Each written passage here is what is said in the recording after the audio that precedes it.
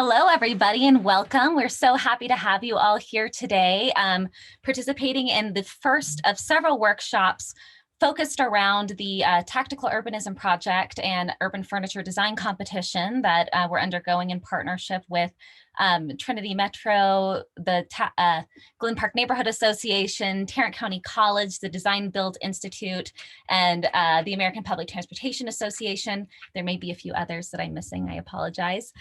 Really happy to have you all here today. My name is Rachel Albright, and I'm the Executive Director of the Tarrant Transit Alliance. And what I'm going to be doing, so first of all, I'd really like to introduce you all to our panelists that are currently here. Due to some of the rescheduling that we've had, not all panelists were able to make it. However, we've pre-recorded some sections. So up here, I'm just going to let everyone sort of go around the Zoom and introduce themselves, and I'll facilitate. So first, Sadie, do you want to say hello? Excuse the sounds of my dog having dinner in the background. My name is Sadie Murray, and I'm the chair of the Tarrant Transit Alliance Ridership Committee. I've been involved with TTA for about 4 years now. I am, as far as me personally, I am very passionate about the concept of personal sovereignty. And so for me, transit is a crucial part of that, because how we get around is really important to the kind of life we are empowered to live. So yeah, I don't know if there's anything else I should include other than I'm really excited to be partnering up with everyone on the call, not only our panelists, but also all of our participants. Thanks so much, Sadie. Up next, we have Haley, who is over to my left.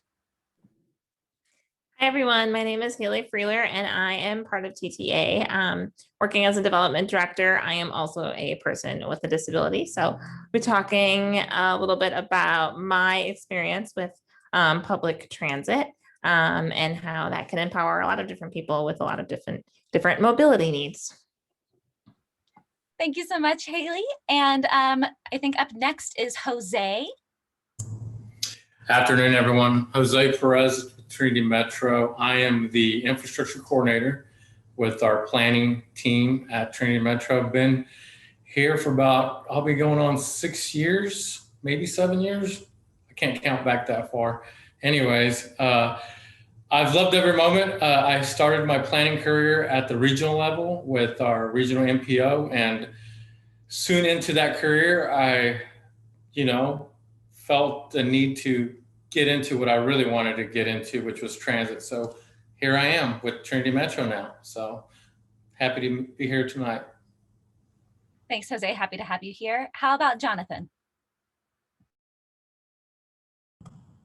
Hello, everybody. My name is Jonathan Guadian. I am the current chair for the Bus Stop Improvement Committee for the Glen Park Neighborhood Association, also a board member of the Tarrant Transit Alliance. Tarrant Transit Alliance has been working closely with our neighborhood association for the past couple of months for this bus stop improvement project. Couldn't be happier with the progress we've made so far, and very excited for the improvements that are going to come from this. Thanks so much, Jonathan. Happy to have you here. And last but certainly not least is our friend Tammy Gomez. Hello, friends. Yes, I am Tammy Gomez. I'm happy to be here serving on the Ridership Committee for TTA. And I truly believe in safe and accessible transit as part of community health and public health. And I'm here to support all the efforts of the folks who are working together on some great initiatives right now. Thank you. Thank you, Tammy. So again, I'm just going to iterate that we have some pre-recorded sessions that we're going to be playing. We'll be pausing in between each session to offer an opportunity for you to ask questions. There are 2 ways that you can do that. The very bottom of your screen, there should be an option for the Q&A, and that's our preferred method because then we can answer each question individually as we go. There's also the chat feature that you can send to panelists if you would like. But again, the Q&A allows everybody else to see what's going on.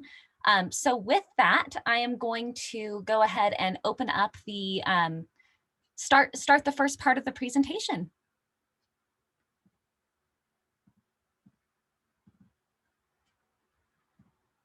Hi, everyone, and thank you for joining this workshop about a Tarrant Transit Alliance Urban Furniture Design Contest. Transit, as some of you may know, is at the intersection of so many different parts of our society, of the different systems we have, as well as the many inequities of that system. So a good public transportation system, or a good driving vehicle, or a bike, or a walkable community will give you access to food, healthcare, education, getting to school and work, as well as all kinds of the fun we like to have in the world, and how we get together with people we love and care about. The United Way of Tarrant County has actually identified transit as one of the top issues that faces our region here in Tarrant County. Trinity Metro, which is the transit authority for the city of Fort Worth, receives the least funding per capita of any major transit agency in the whole state of Texas. So our transit agency, Trinity Metro, formerly known as the T, they deal with a really big, a really small budget, I should say, a big issue facing funding our transportation system. And we're a huge city. Fort Worth is absolutely massive in terms of our geographic distribution. So not having access to a bus system that that runs as frequently as we need it, or goes all the places we need it to go in a timely way, is what a lot of transit riders are having to make do with, because cars, let's face it, are pretty expensive. But without one in Tarrant County, it's pretty hard to get around. So the Tarrant Transit Alliance has come together in recent years. We're 4 years old now, is that right? We're a regional transit advocacy group. So we work not only with the city of Fort Worth, but all of these cities in Tarrant County, including Arlington. There's dozens of small communities that are incorporated in Tarrant County as well. So we're working at multiple levels to try to just tell what transit is and why it's important, because some cities don't have any public transit at all. So the Tarrant Transit Alliance helps to educate not only individuals like myself, but also other transit agencies, local governments, policymakers, and anyone who cares about this to learn about. We help educate people about the transportation process, the funding, and how it all comes together.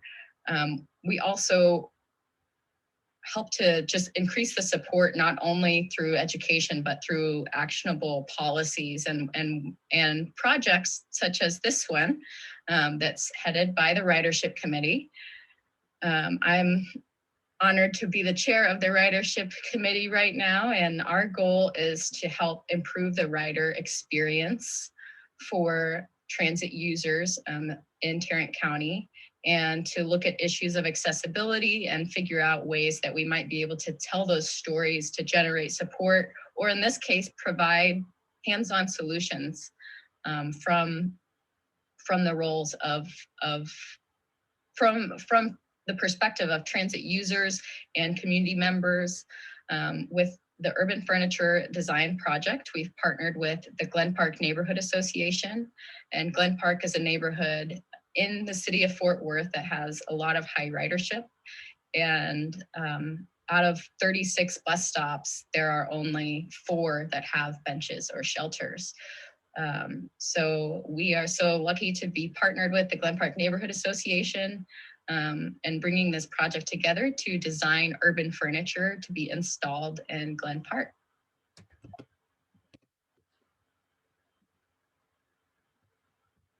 So that was just a brief overview of who the Ridership Committee is and who's really been behind pushing this project forward. And I saw that there was one question. And so again, we'll be answering the questions as we go. And one of them is, will this be recorded in general for further review? And yes, it will be. We'll be putting this on the website for the design competition, which we'll go over a little bit later in this recorded session so that you can view this. And thank you, Tammy, for answering that question. I also see in the Q&A box, someone has asked, is this just for, the Q&A box has moved suddenly. Is this competition open to high school students? And yes, this competition is open to anybody. However, we do require that at least one student be a part of each group. And we define student as any sort of student. So high school, middle school, elementary, university.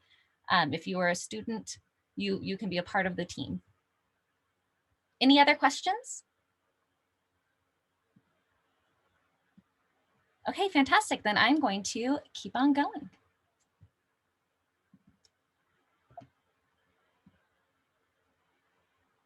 Right now, I'd like to share a perspective from another committee member of the Ridership Committee. Her name is Tammy Melody Gomez. She is an artist, a poet, a multimedia performer, a playwright, and a director.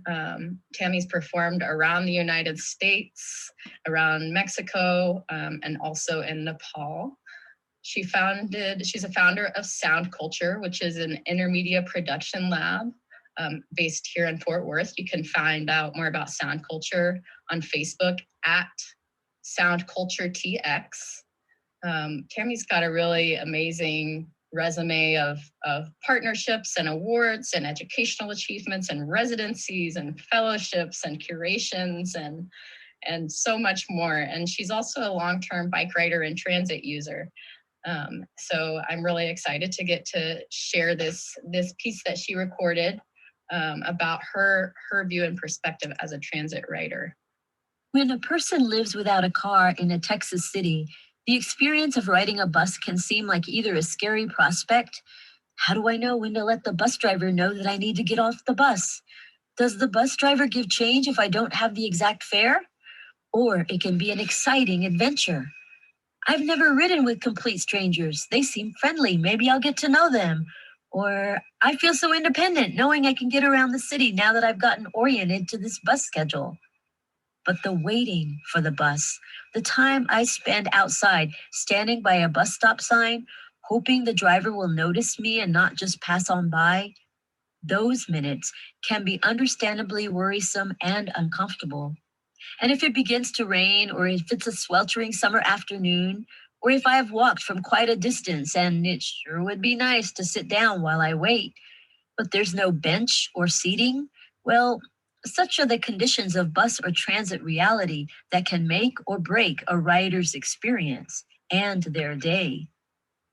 As a female transit customer, I want to feel safe and comfortable as I await my bus. I don't want to be woof whistled by passersby who might take advantage of the fact that I am a captive audience. I cannot leave the bus stop since I need to catch this bus. There is a feeling of vulnerability when there is nothing for me to stand behind or some shading feature to protect me.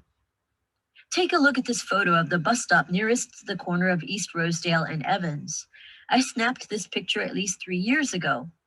Note, no shading, shelter, or seat furniture established at that site for passengers like me. I think I would be very uncomfortable standing there for any period of time. I also wouldn't want to be mistaken for a person looking for trouble, but sometimes when I'm standing at a naked bus stop like this, I feel like my purposes and intentions might be misconstrued.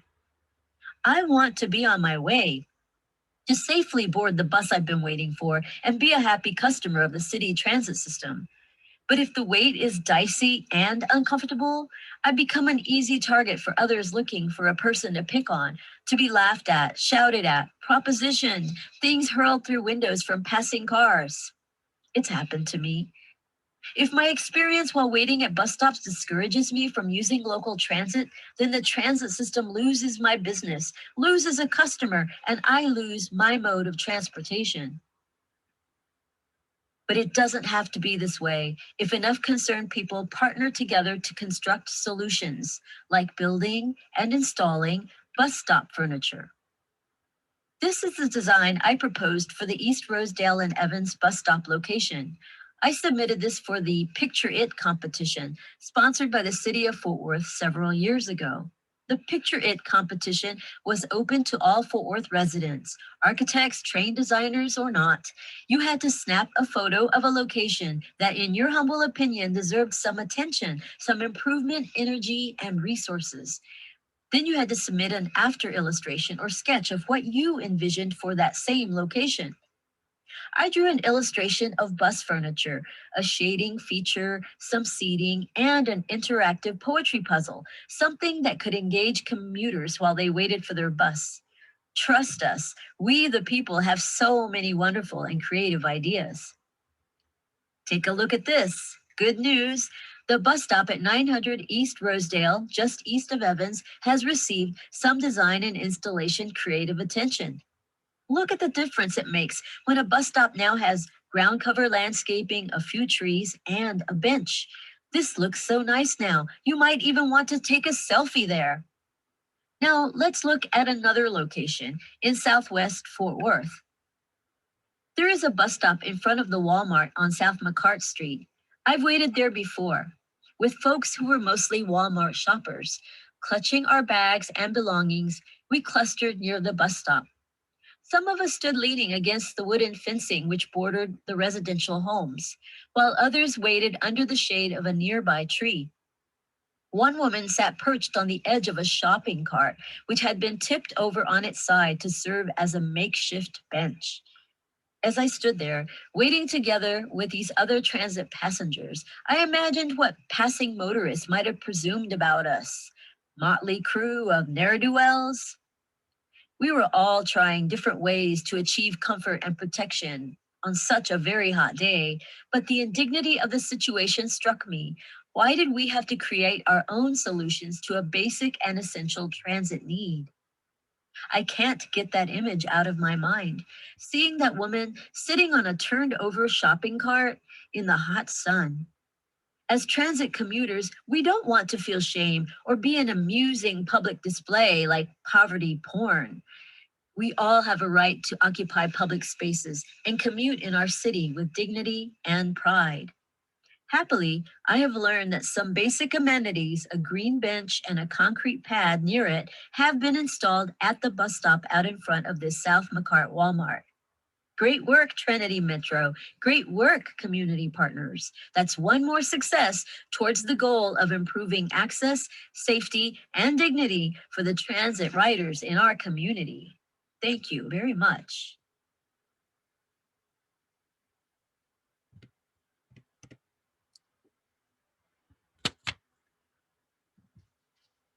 So that was a lovely explanation of a writer experience from our very own Tammy Gomez. Thank you so much for sharing that wonderful story.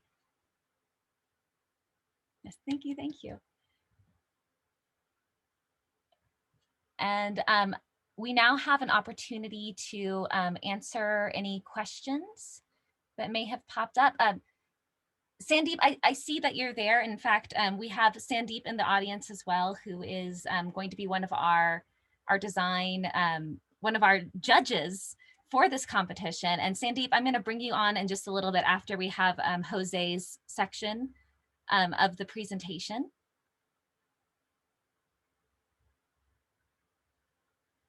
All right, well, Tammy, thank you so much for sharing that experience. I really, really appreciate it. And I think we all can use this experience and what you've shared to help think about what needs to go into a design for something like urban furniture at a bus stop. So the perspective is very useful. And just so everyone knows, we will also have opportunities at the end to answer any questions. So if anything pops up in the meantime, don't be shy. All right, let's move on to the next section, which will be all about design justice. Transportation equity begins with the acknowledgement of the failures and the shortcomings of our existing systems. Throughout history, there have been many policies and infrastructural developments that have been put in place in order to deliberately and systematically disenfranchise certain groups of people. For instance, redlining was the practice of mapping and planning cities in such a way as to prevent the economic and social mobility of communities of color. Acknowledging historic frameworks and the ongoing impacts that they have on our lived experiences today is foundational to designing spaces and policies that are equitable. Very low income families spend on average over 30% of their income on transportation. Limited accessibility is a major barrier to self-sufficiency. A Harvard study found that the biggest indicator of a person's ability to climb the ladder of social mobility and to exit the cycle of poverty is the amount of time that a person spends commuting. If you can't get around, you can't get ahead. Mobility means access to jobs, healthcare, education, social and cultural events, religious gatherings, and other opportunities that can enhance our quality of life and our overall feeling of happiness. When we consider our self-determination as individuals or as families or as chosen families, how quickly and how safely we can get our bodies from one place to another is a huge deciding factor in the opportunities that we have available to us on any given day. In Mexico, last October, the Congress passed a constitutional amendment guaranteeing the right to mobility for all people. Disability justice is a term coined by Leroy Moore and Patty Byrne.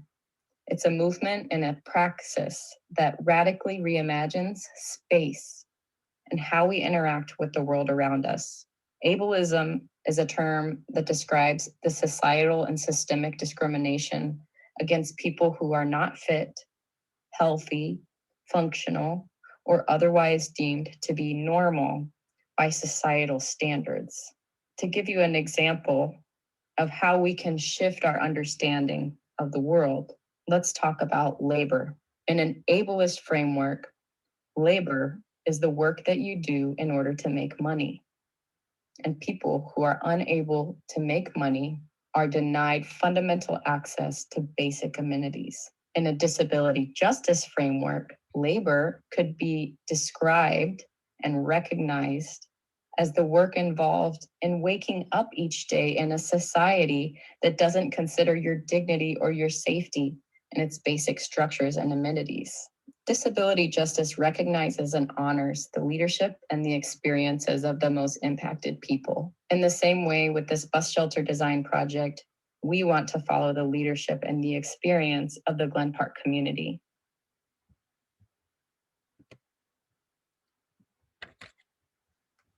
Sadie, thank you so much for giving us a great overview of design justice. Again, because this event or this workshop in particular is all about the project scope and community perspective. This is really giving you not only the community perspective from the Glen Park neighborhood, which we will hear in a segment after this segment coming up.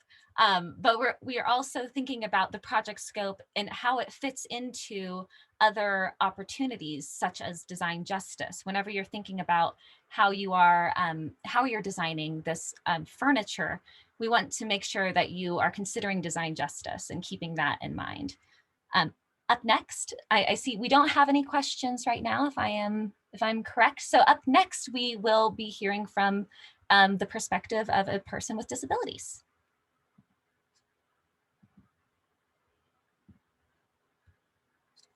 Perfect. So my name is Haley Frieler, and I am the development director for Tarrant Transit Alliance. And disabled person since I was born, so for the last 28 years. And I have been in a motorized wheelchair since I was 4. Well, first of all, I'll just say I'm glad that you're with us. We're talking about design justice and as well as disability justice. And I would really appreciate if you might be able to share how, for you, moving moving through a day, how design can really impact your experience. Yeah, so my biggest experience with public transit was probably when I was in college. I went to the University of Wisconsin-Madison.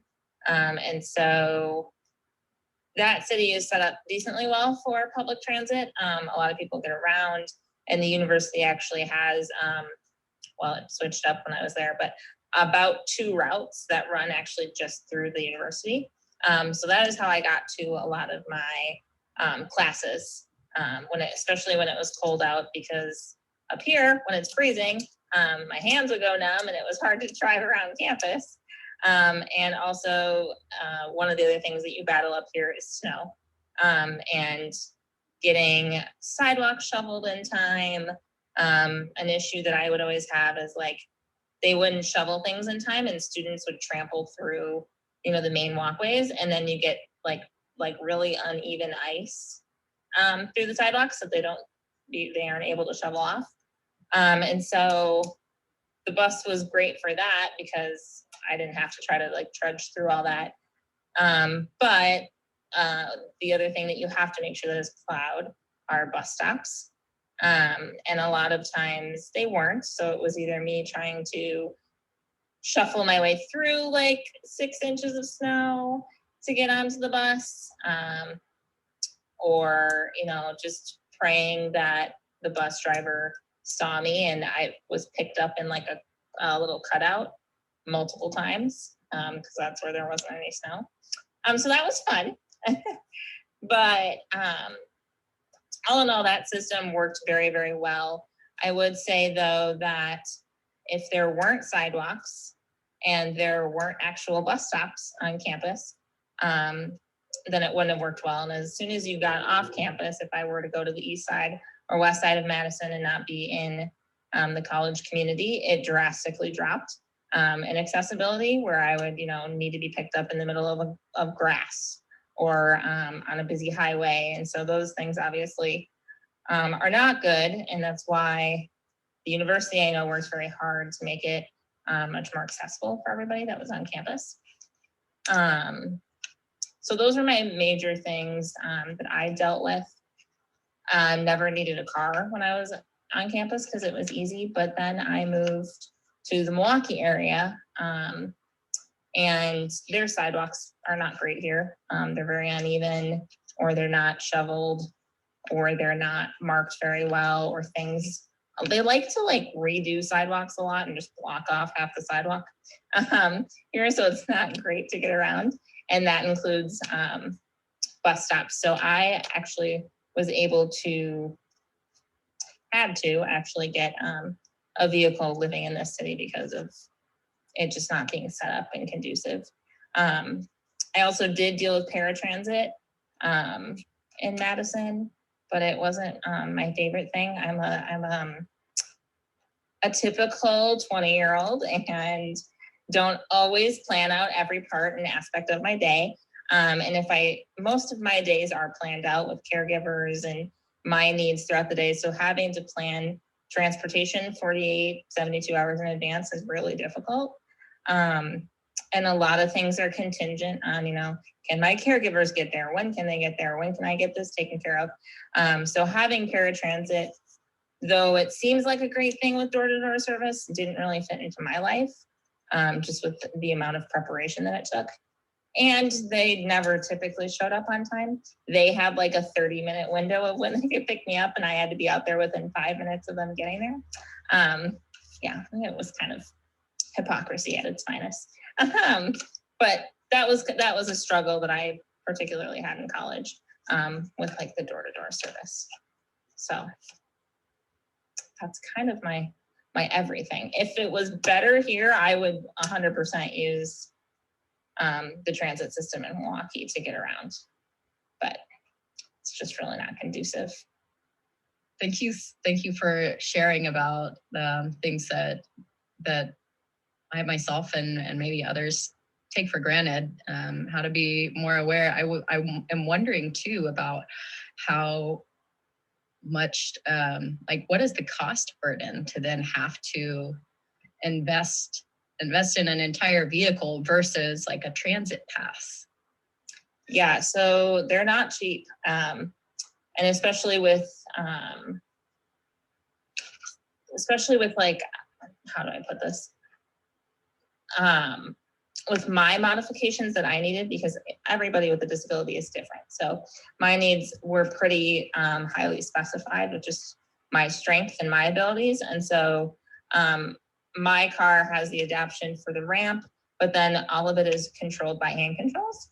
And like electronic hand controls, like they're pretty expensive. So yeah, I mean, you're talking upwards of $70,000 to do a car. And I'm fortunate with the situation that I'm in.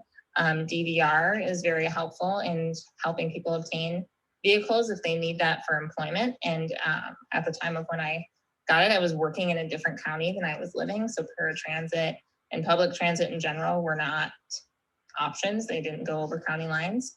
And so I was able to do that. I love my car. It gives me a sense of independence and freedom that I wouldn't have otherwise.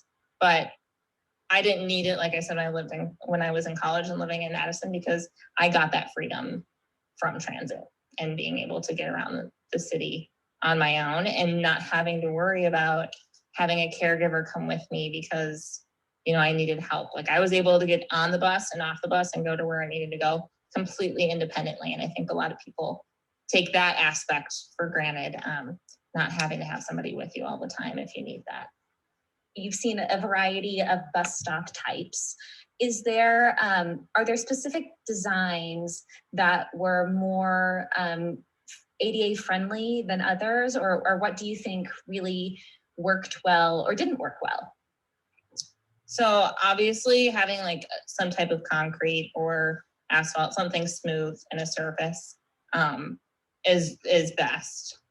And giving like at least a couple feet of space. So you might have like the actual shelter set up, but then the bus drivers, when they drive up, they have to park in this exactly perfect spot to be able to deploy the ramp. And so the best bus stops were ones that actually had like some room for this bus driver to drive up, not be in the middle of traffic when they stop because the bus is now parked for an extended period of time trying to load someone on. And then they are able to get the ramp down so that I could get to it. That setup was nice, especially if you ever look around like the Capitol building in Madison, they have a really nice setup, and they have like a shelter that you can sit inside, and it was blocked. So in the winter, it was a little bit warmer. So all those things were really nice because I'm always very cold and don't want to just like, I'm sitting all the time. So I'm not really having that body heat to produce, and vice versa. If it's super hot outside, like I am fair as fair. So I don't really want to burn in the middle of the sun either.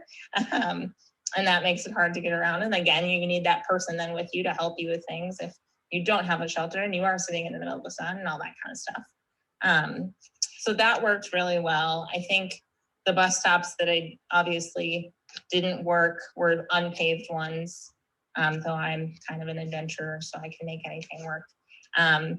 And when they drop you in like the middle of the sidewalk and there's not a curb cut for a bajillion miles, like where you have to basically like go all the way down the street to get off the sidewalk. I ran into that a couple times. And in the winter, those don't work at all because they're just trudged paths instead of actual walkways. I love hearing about how empowering good transit is, and it, you know, nourishes me in these visions to also create more options and networks throughout our own city down here. Because I'm just thinking of, you know, those the sidewalk cut-ins, for instance. Like my mind is running through all these examples of like, okay, how do we make more of these in our city?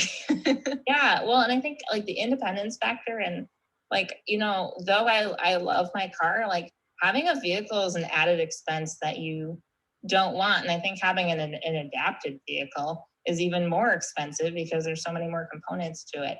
So though you achieve independence both ways, I still think public transit would be a better option because it's not so cost burdenous to the person that has to deal with it. You're getting a bus pass there are groups of people that are upkeeping those things, and the cost is shared among the patrons instead. I wondered too, and you mentioned that your work brought you out of the county. It made me just question, well, how many people get denied that access then, because the paratransit option might be there, even if it's not really necessarily sufficient enough to meet the needs. Mm-hmm.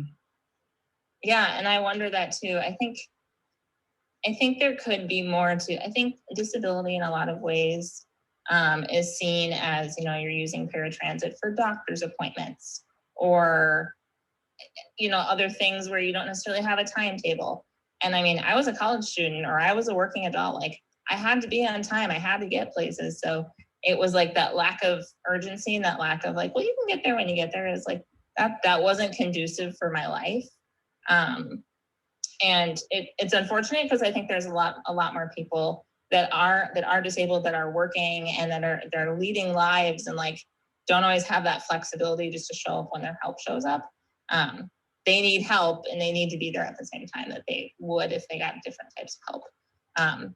And I didn't worry about that as much being on like a bus, because sometimes they would run at different times, but you usually run relatively nice, close to schedule. And I think the other thing that I really did enjoy too was the university had a bus app that constantly updated, so I didn't have to sit outside either. In some of the instances, I could actually like chill in like my dorm or my apartment, and then like 4 minutes before I'd like run outside. So those things are also super convenient as well. It comes to mind this term that I recently got to listen to a webinar about, which is mobility justice, and mobility as a democratic principle, basically, that it's a human right as well. And we all deserve to have the same access to all the beautiful things in this world. And yes, it's great to be able to get to the doctor, but it's also nice to get to the theater, maybe in a post-COVID world. Yeah. Yeah, or like if you go out for dinner and you're out, nobody wants to have a curfew because their ride is going to pick them up early. Like, what if you wanted to go do something spontaneous? Like, people with disabilities are allowed to be spontaneous too. So I totally agree with that. Having the freedom just to dictate your own life instead of your adaptations dictating it for you. Thank you so much for joining us. I really appreciate you sharing. Yeah, of course. Thanks for having me.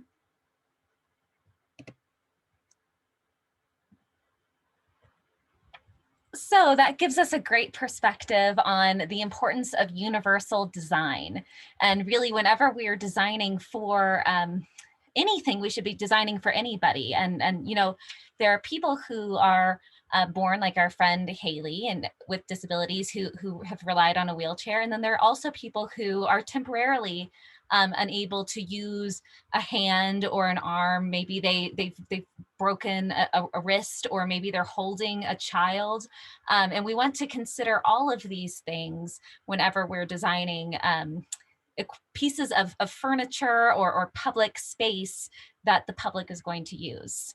So I see that we maybe had another question here. The question is, the bus stop selected for improvement via urban furniture project do not currently have pavement to the curb for disabled riders.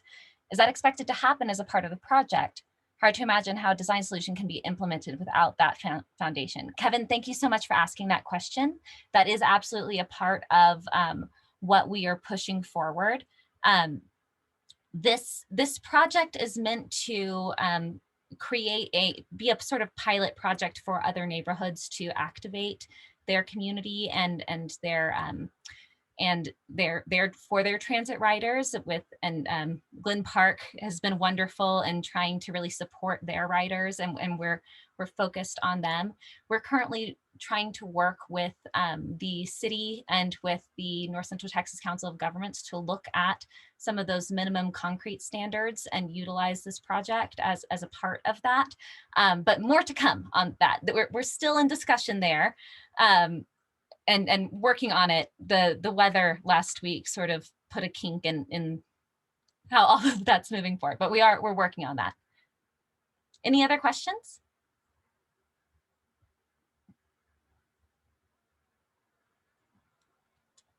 Okay. Up next, we have a brief interview with some members of the Glen Park community to get their perspective. So my name is Cherie Olalde, and I live in the Glen Park area. I stay close to Wilbarger, and I've been living in the house that I'm in for about 20 plus years. And so my kids have grown up here, and I love my house because it's so unique as opposed to all the houses that are being built, and it has a lot of character. And so my desire is to make the neighborhood better, a place for people to enjoy and be proud of, and just have things in our neighborhood that we could access, and just be able to have different kind of things like that are just usual to neighborhoods, like bus stops and sidewalks and stuff like that. And so I decided that I would join the neighborhood association, and seems like I came just in time because they were just getting started up, probably about maybe a year and a half ago or so.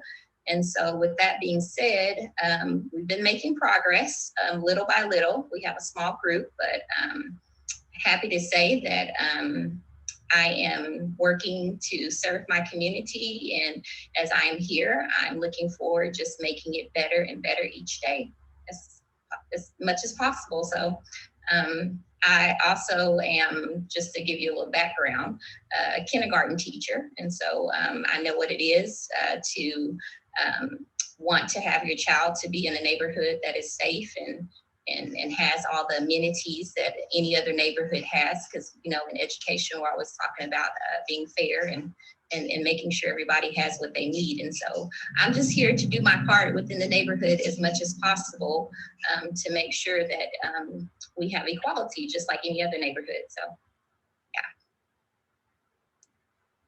I have a kindergartner right here, so I can definitely understand that desire to have a safe place.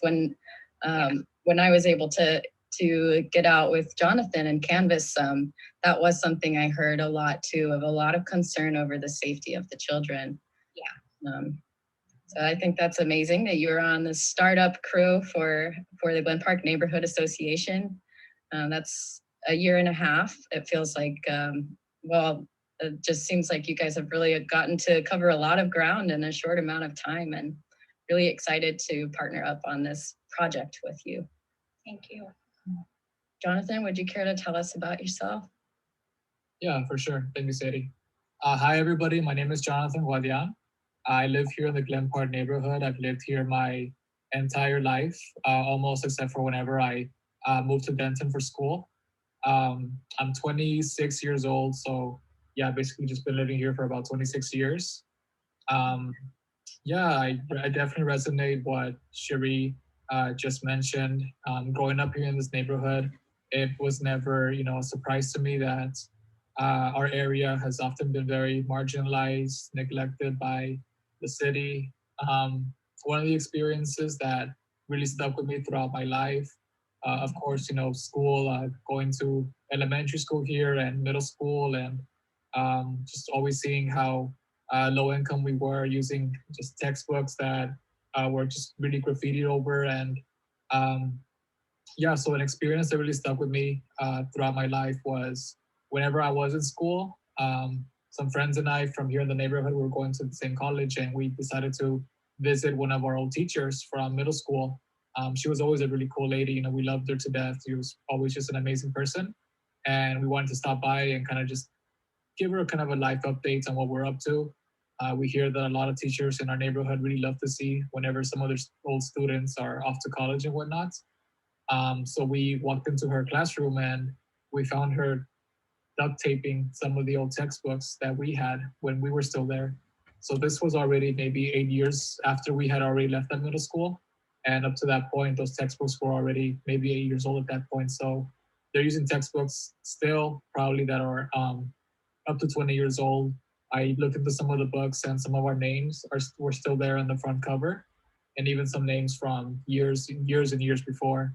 So that's just one example of, you know, the inequality that we often experience here in the Glen Park neighborhood.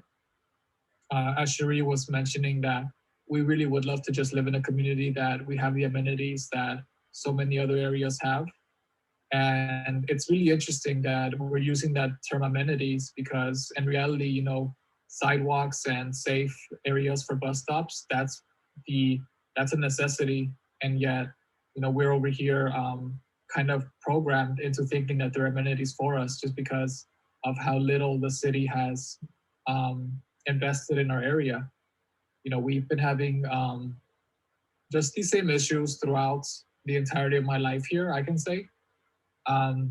Working on this project with the bus stop issue, I'm talking to so many neighbors and getting to know them and learning about some of their needs and what they think would really improve our neighborhood. And the same thing always comes up is, you know, the safety issue, the speeding issue, of course, the bus stop issue is something that we constantly bring up with them since that's the point around this project. But, you know, learning and canvassing and walking and talking to our community members, we learned that the sidewalk issue is also something that's so neglected here in this area.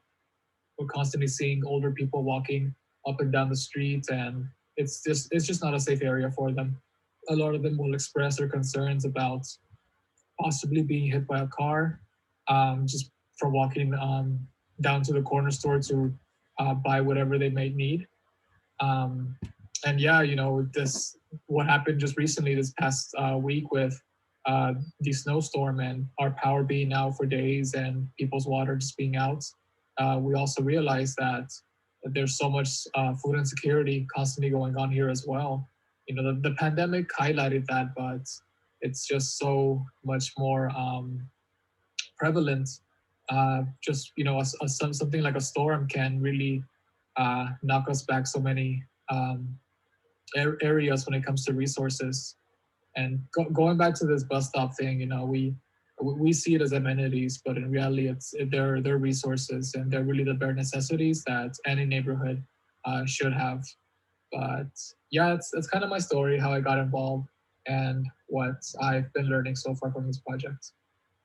I have, you know, being able to work with you on this project, Jonathan, and come to know you, I just have to say I felt so empowered by this potential that, you know, there's all these layers to this vision now, but it's really exciting to empower ourselves and our own communities to be able to create solutions when there's all these barriers that have prevented these solutions. And you know, as you're saying, it's really unfair. And looking at, you know, yeah, the past week has been really an enlightening experience in a really hard way in many communities. So in terms of this project, you know, there's so many things beyond just bus stops that you've spoken to as needs being highlighted in the community. So in terms of bus stops, I would love to hear what some of your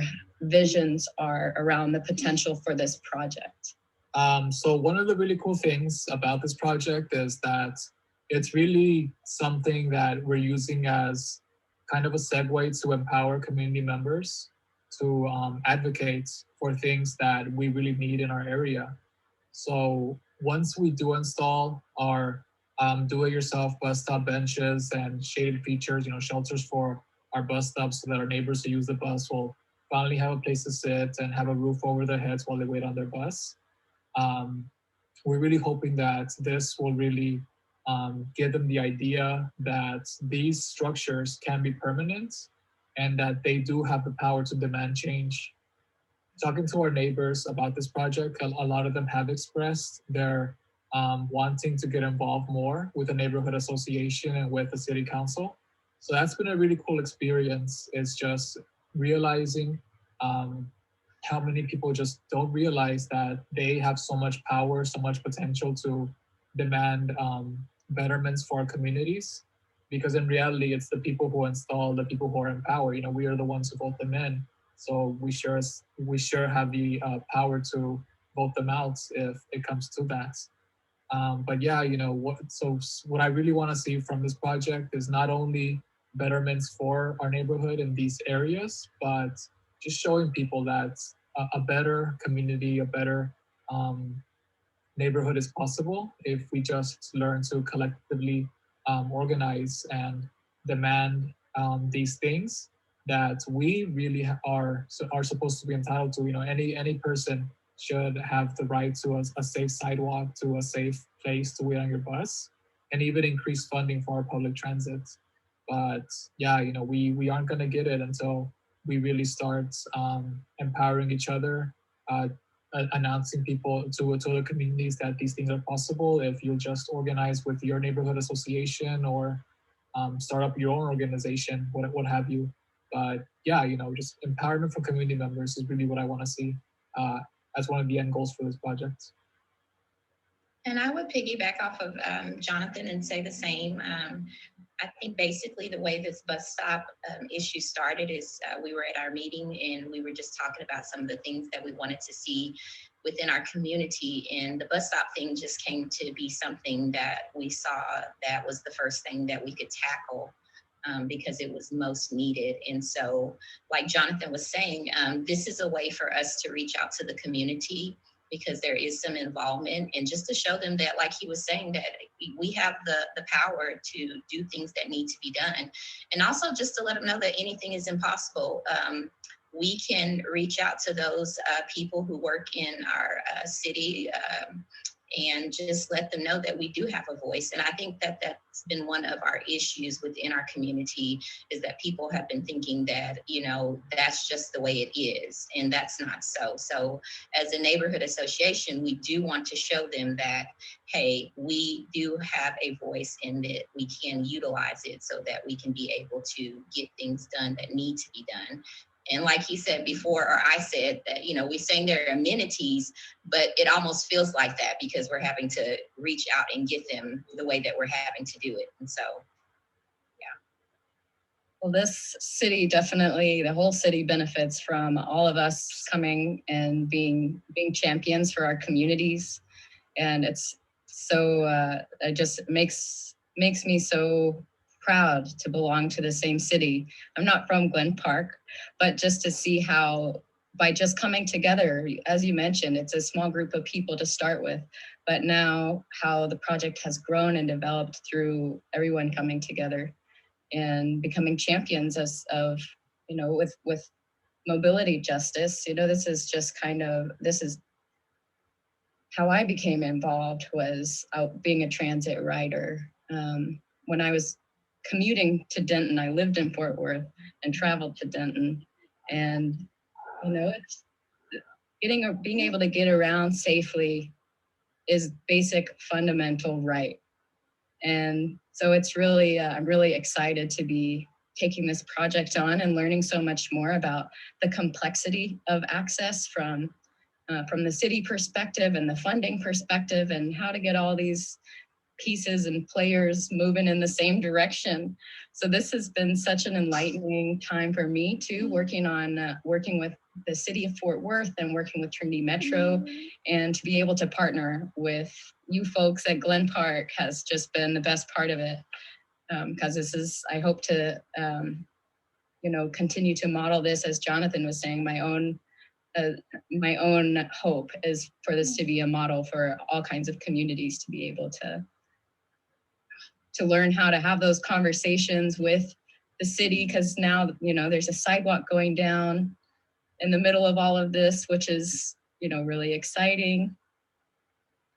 But then it also shows all the other places where there's not sidewalks, and okay, well, what are the steps we need to take? But, well, as far as this project, do you have any other thoughts or concerns, especially when thinking about the design of it? Is there anything in particular, if you're moving through your neighborhood, what do you want to see? ADA accessibility for our neighbors who need it. And in reality, any structure that any person builds with the intention of bettering a community it has to always resonate and revolve around accessibility for all people. Working on this project and getting to know our neighbors in a more in-depth fashion, I realized that so many people here do have ADA needs, whether if it's impairments visually or even a mobile impairments or anything, what have you. These structures, so what I really would like to see is that they are accessible for all people, especially our neighbors who would need that extra, just that extra feature to make sure that if you use a wheelchair, that you can fit the wheelchair underneath the covering, and if you need assistance, grabbing onto a rail, that's also available. But yeah, just making sure that these structures adhere to ADA accessibility, and not only that, but also ADA justice, because in reality, ADA accessibility, I'm finding it's really just doing the bare minimum at times to make this accessible. We can do better. We can always do better. And I would just have to add that not only with the ADA accessibility, but just a place of protection is the main thing, because I know our main reasoning for this was because of heat. I mean, people don't want to be out when it's 100 degrees waiting on the bus stop for 20 minutes, or being out in the rain and not being able to be covered. Just different things like that majority of the time people who have cars don't even think about. And so we want to make sure that those things are in place with the construction of what is to be with the bus stops. I guess my only question is with this whole process thus far, right? Because you're not at the finish yet. Is there anything about this that you found frustrating, or any criticisms of it thus far, or anything that you found to have been done like particularly well? Just realizing how inaccessible our neighborhood can be for a lot of our neighbors who use or who need ADA accessibility. Working on this project, it's been an extremely enlightening experience. I'm harping on this issue because it's such a prevalent and important thing for people to be aware of, but sidewalks, they really should be more prioritized from any city council person, any person in any leadership or any elected office. But yeah, it's been one of the most frustrating things that I'm learning about this project, is how many things that we're restricted on doing because of lack of sidewalks, and how not only that, but more importantly, how restricted a lot of our neighbors are because of those lack of sidewalks, because of those lack of ramps that people are able to use to access a sidewalk to just safely transport themselves from one area of the neighborhood to another. It definitely has been one of the most enlightening experiences in my life, honestly, as an organizer, as a community member, as a resident of Fort Worth. But yeah, that's really what's been one of the most frustrating areas for me for this project. Well, that, and also realizing how many people in their neighborhood aren't aware that they have the power to communicate these things to our district representatives here within the city.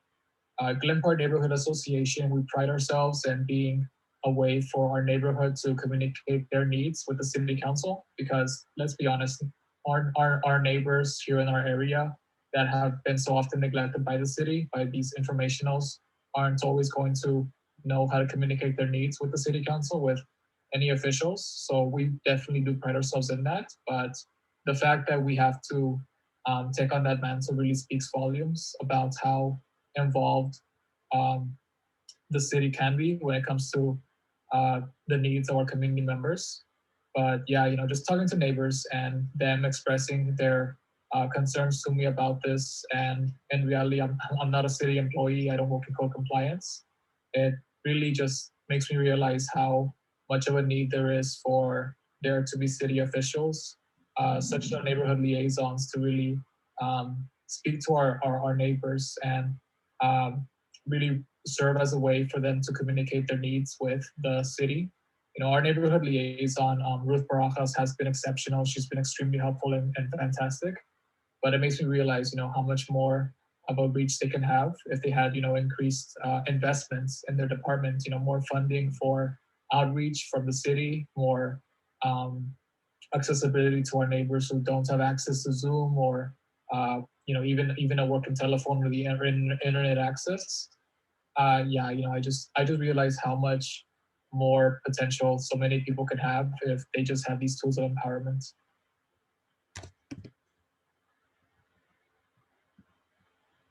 Glen Park Neighborhood Association folks, Jonathan, Cherie, thank you both so much for sharing your perspective.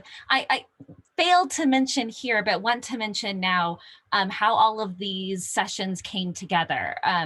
This was during last week. We were able to get a little recording here and a little recording there, mostly through the efforts of Sadie Murray, who's here, and Dee Lara, who I believe is in attendance, but not currently on the panel. So thank you all so much for fighting the cold and busted pipes and lack of internet access and electricity to help and share your perspective for people who are interested in this competition and bus shelters and design justice as well.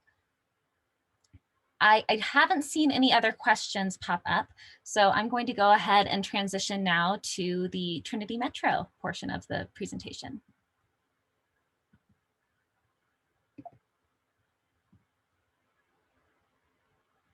So I was hoping for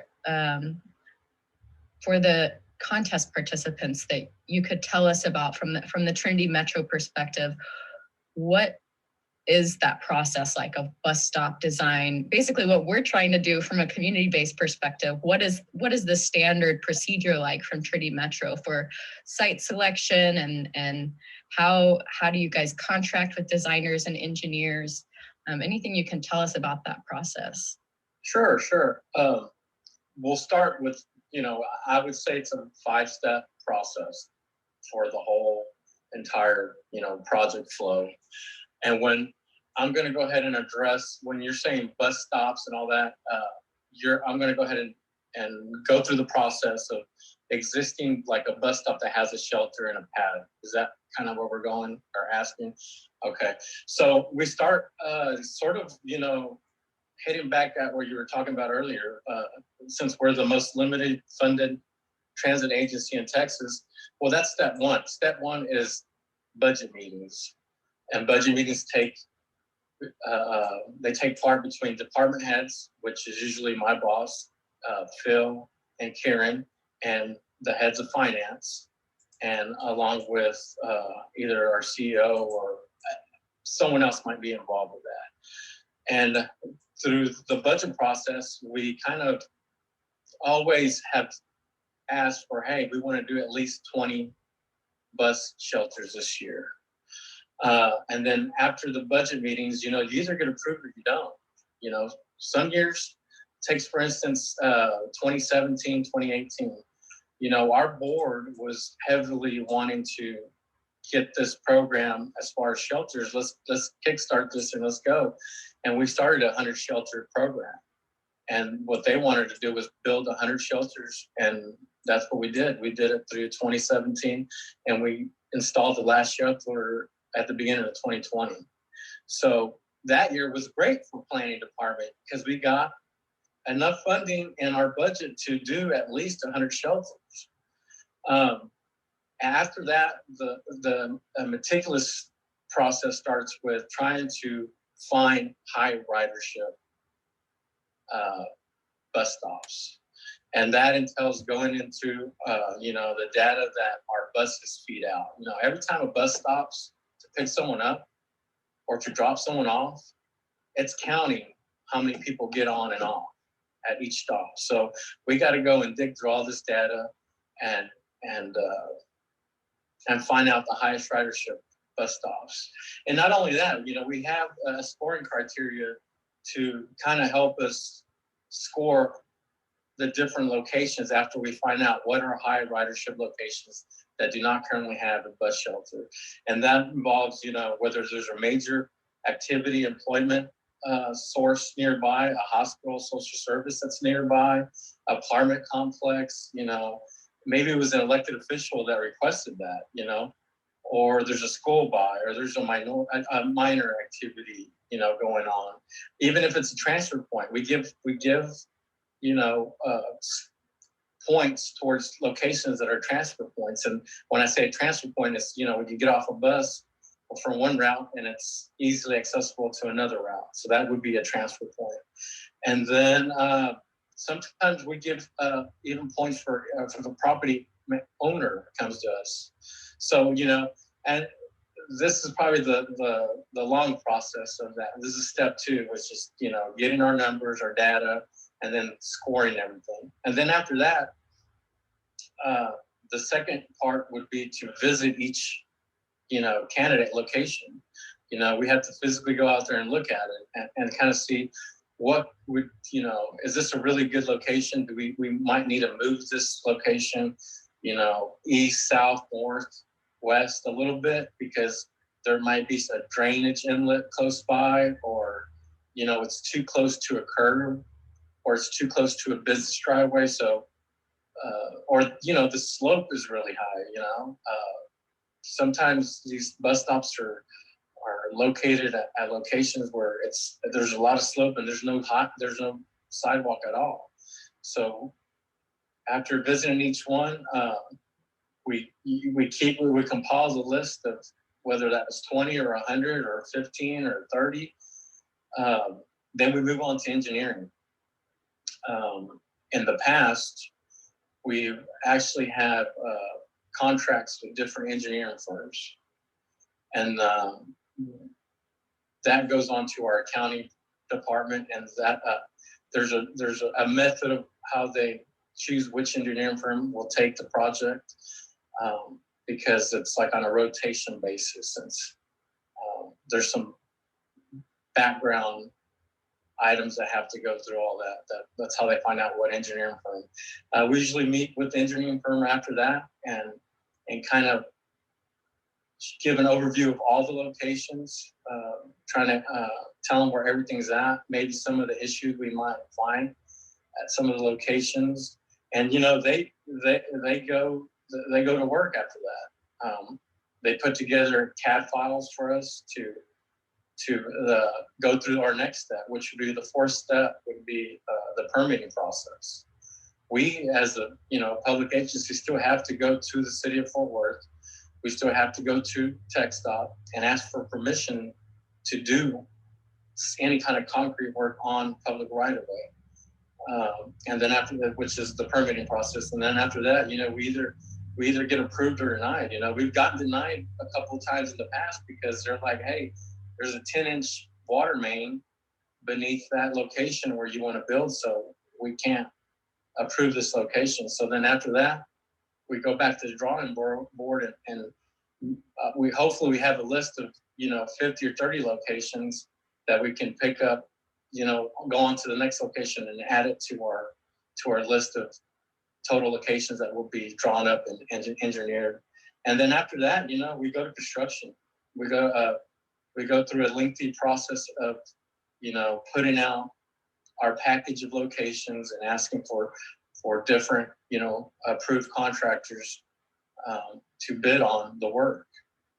Once all the concrete work is done, we have to, you know, get approval from, I forget what we were calling it. It's just skipping my mind. But anyways, we get approval, you know, that the locations are built to satisfactory, and then we're okay to move on. And then after that, we hire our shelter contractor, and we give them the same information. Here's the locations where we built pads. Go ahead and assemble shelters and start installing. So I saw a question pop up on my phone, but I didn't see what it was. I can ask it here. So Jose, as far as the design for the bus stop or shelters is concerned, what design aspects need to be considered? Sure. So we tend to build 2 types of pads, and it's all whether the existing sidewalk is up to the curb or the existing sidewalk has a setback. Which when I mean when a setback, sidewalk has you know, a grass between the curb, the street of the curb, and the sidewalk. for locations like that, we tend to build a bigger pad, just because you have to imagine yourself in a wheelchair, you know, on the sidewalk and still being able to get around the shelter or the bench once it's built. And I got the exact, if there is sidewalk adjacent to the curb, we're going by, let's see here, 18.5 feet by 10 foot pads. And then if the sidewalk is up to the curb, we usually build a smaller 14.5 by 10 pad there. Just because when you have the sidewalk close to the curb, the actual shelter will sit back in that back space of that pad. So all pedestrians and wheelchairs will have easy access to pass in front of that shelter. I would love to know something that came to mind when you were talking about all the different troubleshooting that comes up when selecting a site, and, you know, the selection for the pad, and, you know, working with property owners, and, you know, there's a lot of people involved in that site selection process. I was just wondering if you have any events that come to mind where you guys have had some creative problem solving, because I think that's part of the value of this project, is that it's innovative and allows a community to participate in the solution. So from the agency perspective, I just wonder if there's been times where, you know, you look at a project and it's just like, wow, how can we make this work? And how'd you make it work? Does anything like that come to mind? You know, it's really challenging sometimes when we have no sidewalk at locations, but it's a used bus stop. So, you know, I've had engineers say, man, that's a lot of sidewalk. You sure you want to do that? And it's kind of like, well, we have to build a pad, we have to build a sidewalk, and guess what? We got to build away from that curve, because the bus stop needs enough, you know, the bus needs enough space to stop and pull over safely, to pull over for a passenger.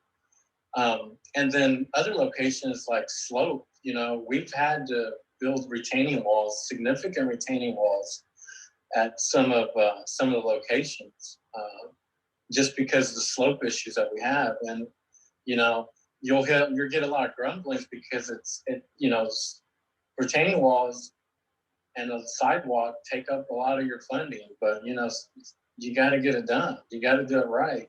And you got to try to do it as to the book as you can. You know, those are some of the and then other, you know, you hear it in the planning community a lot, is the NIMBY, you know, not in my backyard crowd. You know, those always come out, and you know, sometimes they get all the way to our board members saying, hey, we do not want you to build that by our, you know, address. And sometimes you got to take an L with that, and you move on. But, you know, that's always going to be part of the job. You're always going to have folks that not necessarily are on board with what you're doing, but you try to work with them anyways. Those are probably the three items that I can think of the top of my head, you know. I will say this, I'm kind of excited to see what the students come up with as far as the creative process, you know, what kind of cool stuff they come up with. You know, you can Google bus shelters all you want and see these awesome renderings. But at the same time, I want to know I want to see what these young folks come up with and build. Maybe, you know, we'll see something that we really like, and hey, maybe we can start implementing this type of design, you know, throughout our system. It doesn't have to just be these, you know, heavy concrete benches with advertising backboards on them. So we'll see. I'm excited to see what designs emerge from this, and I'm really excited to just be having this conversation learning about maybe new ways to create places, this space making practice of what is it like waiting for the bus where you live. And I'm excited to just keep having this conversation, and hopefully as the ridership committee, that's part of our goal, is to increase ridership and tell the story of transit. So that's it from me, and thank you so much for explaining the process to us and answering our questions. I'm excited for this. I'm excited for you guys, and I can't wait what we come up with. I'm gonna like to be there throughout the whole process, and this is gonna be hopefully something really cool that will open minds and hopefully will chug along forward.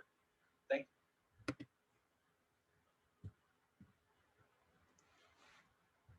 Thanks so much, Jose. I think this is going to be something that's very cool.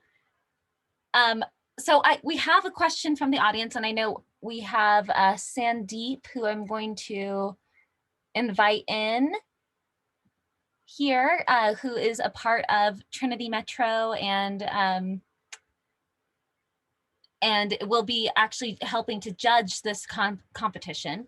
The question is, actually, we have a couple of different questions. So first question, are pads going to be installed? Looking at the stop locations on Google, I didn't see any currently.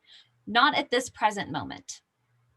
Instead, we are looking at alternative ways of actually putting this furniture down, but the design that you are focusing on doesn't necessarily need to focus on the pad structure. That's what the ridership committee is going to be figuring out, and part of the negotiations that we are having as we speak.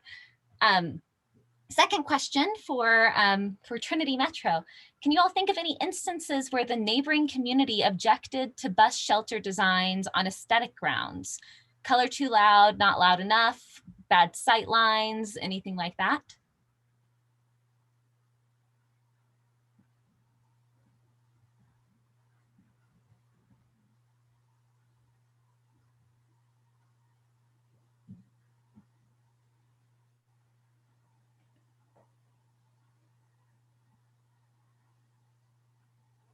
Jose, are you able to unmute? No. Simple answer to that would be no. As far as aesthetics or color being too loud or anything like that, no, not at all. Can you give an example of what any objections could look like? Does it usually come from individuals where the bus shelter or stop is in front of their residents, or is it sometimes businesses? Can you give any more information there? It's just, a lot of businesses, or not necessarily businesses, will see just a pole there sometimes and not necessarily say, oh yeah, it's a bus stop. But once you come in and build concrete, now it's a bus stop, it's a full-fledged bus stop. And that's kind of like, you get that whole, oh no, we're going to have a lot of people close to our either house or our, our business, congregating around our business. And we really don't want that to happen, sort of a crowd. It's only happened maybe, I can count on one hand how many times. It's 2 or 3 times. It's nothing that happens, all the time or on numerous occasions. Thank you for sharing, Jose. Well, folks, we are getting very close to the end of this presentation. The last part is really talking about some of the nuts and bolts of the competition itself. And so I will get that started, and then we'll have a little bit of time at the very end to answer any additional questions.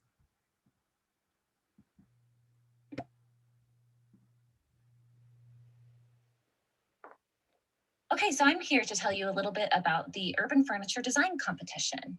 First of all, you can get all of this information on our website, which is tarranttransitalliance.org.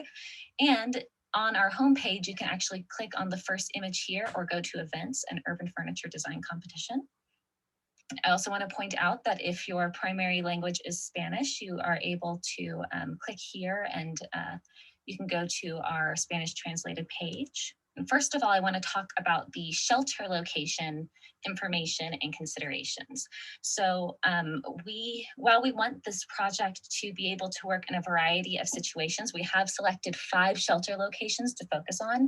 And we highly recommend that you go and visit these places to get a sense of what you're trying to build and who you might be serving. And so if you click on this here, you'll actually be able to see a map of the shelter locations that are listed here. And so you see we have Miller and Pierce southbound. We also have Miller and Martin southbound, Wichita and Seminary, Mansfield, Wichita and Alcannon, both north and southbound. And if you click on these images, you'll actually be able to see a picture of the current site. But again, we highly recommend you go and visit the locations because that gives you a better sense of the space, what else is around there that you might want to consider. As far as the schedule is concerned, we did adjust the schedule slightly as far as registration, but we will be closing registration on March 1st, and the projects will be, the deadline for submitting your projects will be March 15th. We will then announce who has won the contest on March 29th.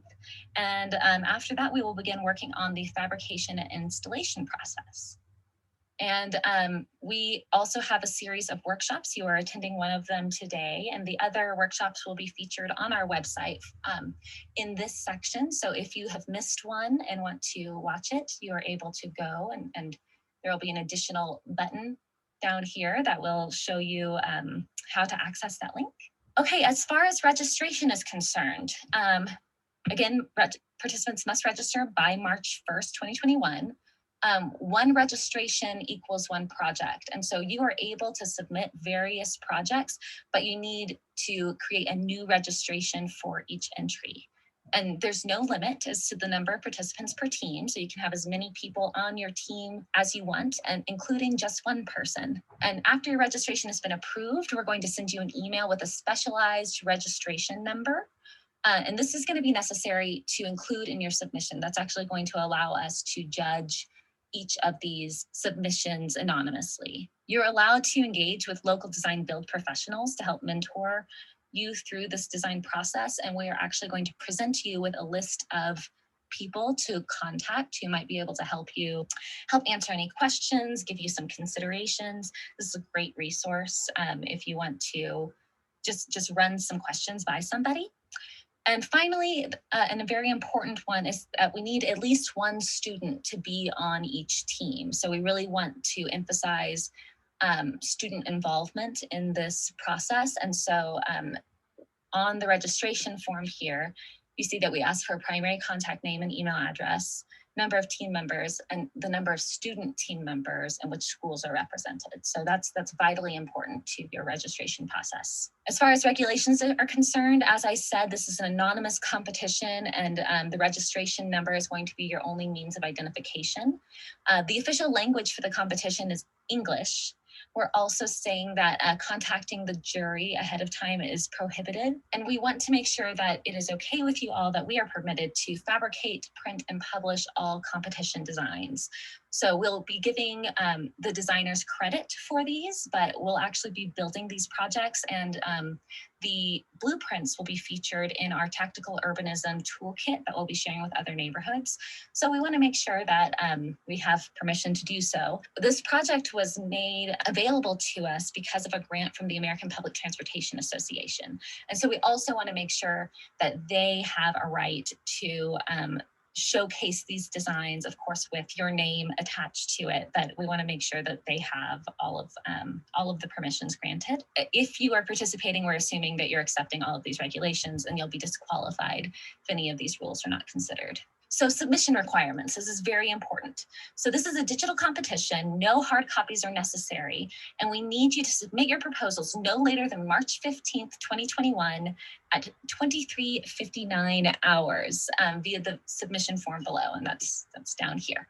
We are asking you to submit the following: 2 boards with the project information, including plans, renderings, sections, and perspectives.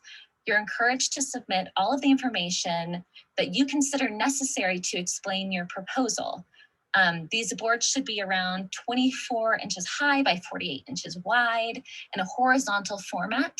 And the resolutions of the board need to be 150 dots per inch in RGB mode and saved as a JPEG file. On the upper right-hand corner of each board, we want you to put your participation number. And there shouldn't be any other marks or any other forms of identification. And we want you to name these files after your registration number, followed by the board number. We also want you to submit a doc file, so a Microsoft Word or Google Sheets file saved in the doc format, containing the project statement.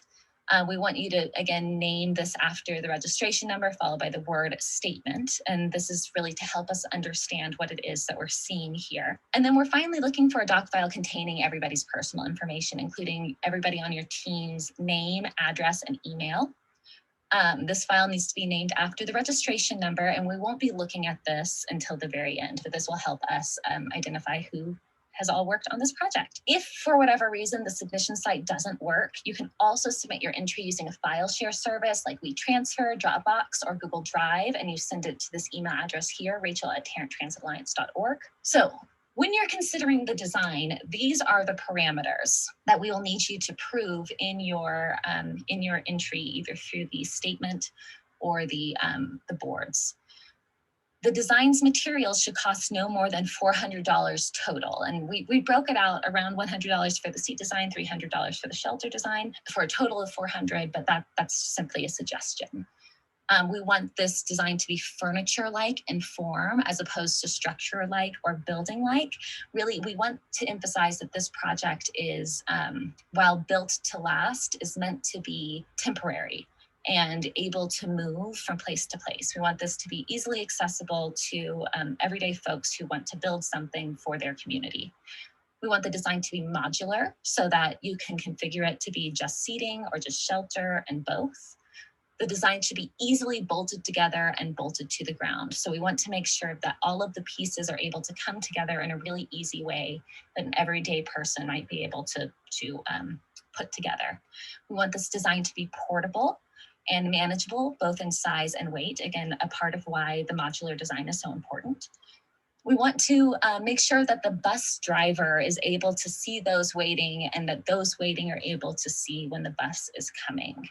The design should also consider the safety and comfort of the passengers and those near the shelter. We want to make sure that there aren't going to be pieces that are going to fall on an individual or that will easily break or that might come apart in heavy wind and go into the road.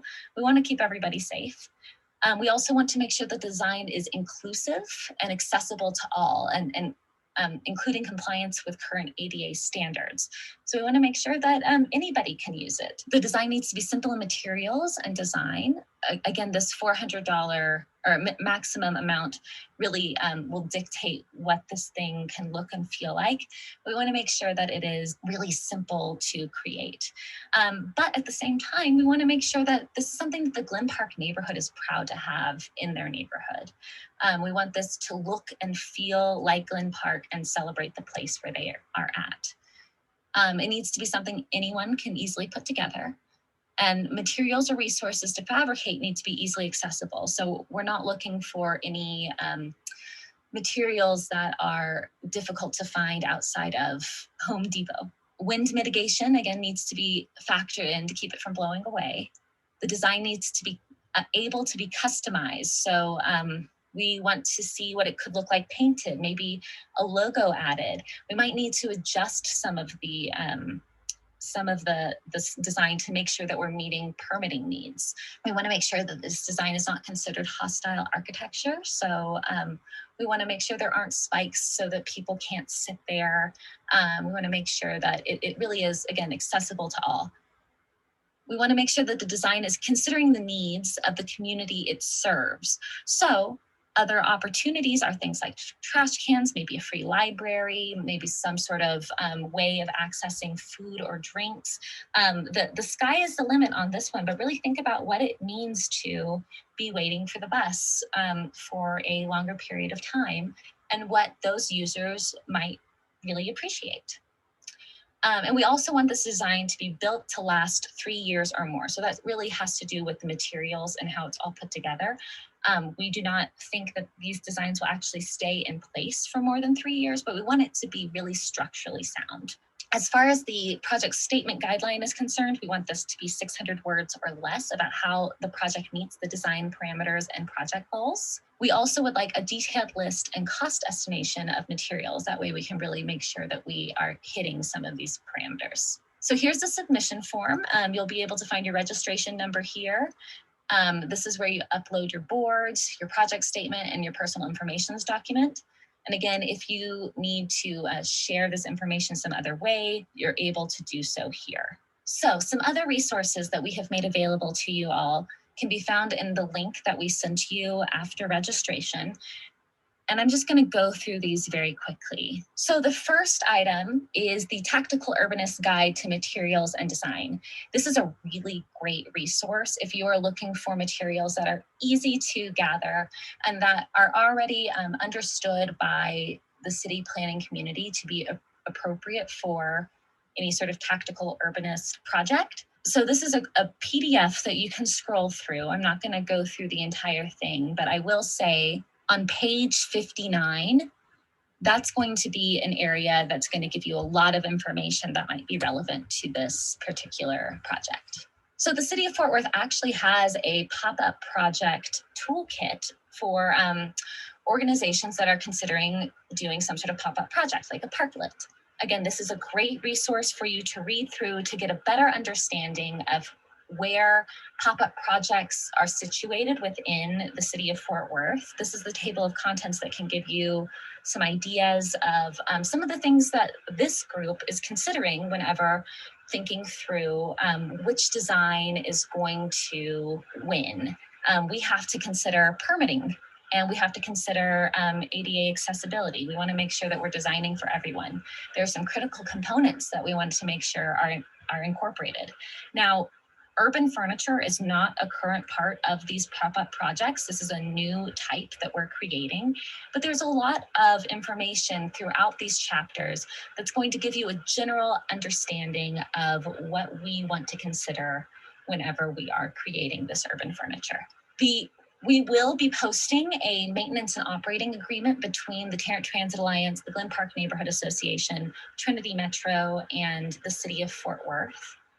And this is really to help you understand the agreement between these entities and who's responsible for maintaining this project and who's responsible for making sure that it's not falling apart. Again, we want to make sure everybody is safe as they're using these. We want to make sure that it's well maintained. This is, again, going to give you an idea of our considerations when looking at the final designs. So bus stop ADA design parameters.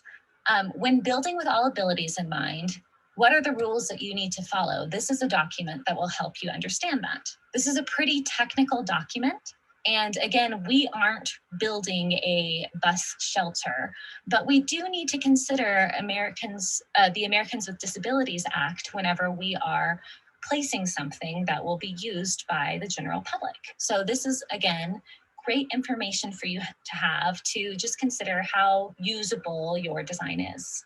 If you want some more information about design justice and why it's important when considering design, this is a great resource. The Design Justice Network, as it says here, is an international community of people and organizations who are committed to rethinking the design process.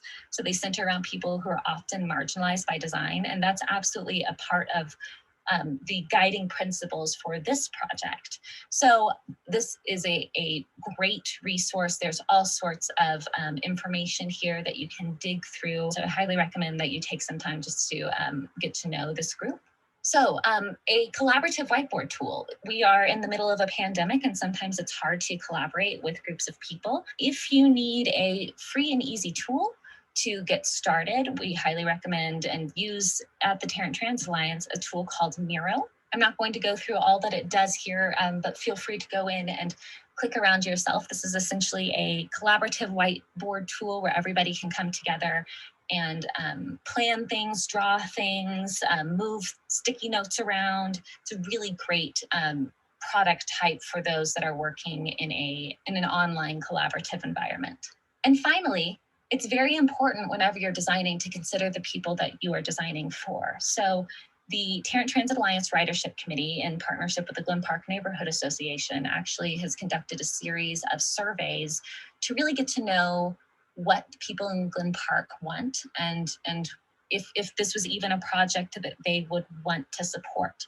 In that process, we simply asked the question, why do we need shelters in Glen Park?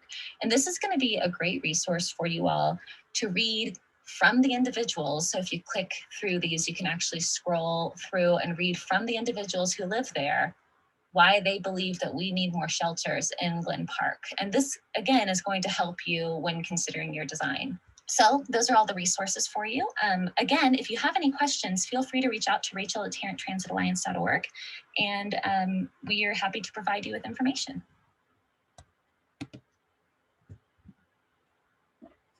Okay, everybody. That is the end of all of the pre-recorded presentations. If anybody has any additional questions, we are here now to answer them. And so I'll just give a moment to see if anybody, you can also raise your hand if you'd like, and I can open up the mic.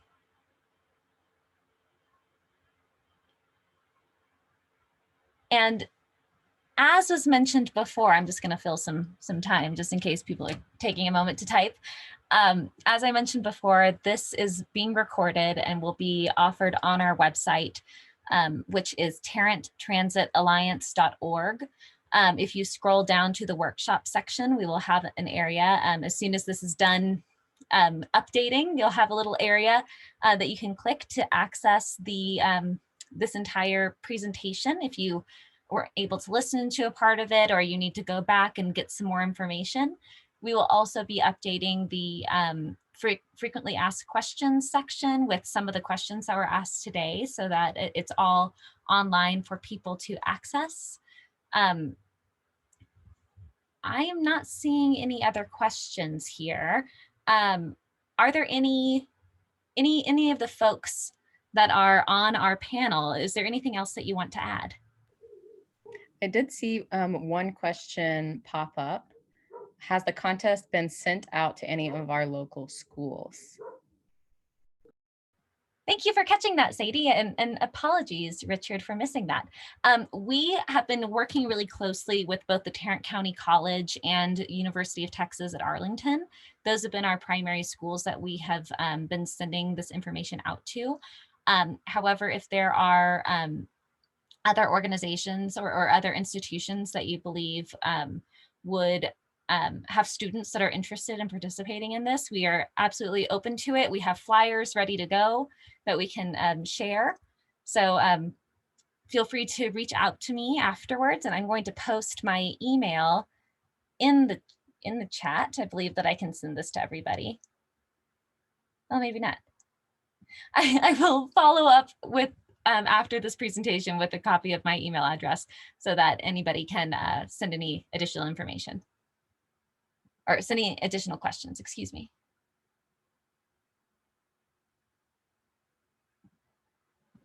I just want to say thank you again to everyone for joining us after such a wild week. Spring is almost here. Absolutely. Okay, everybody. Thanks so much. Have a great night.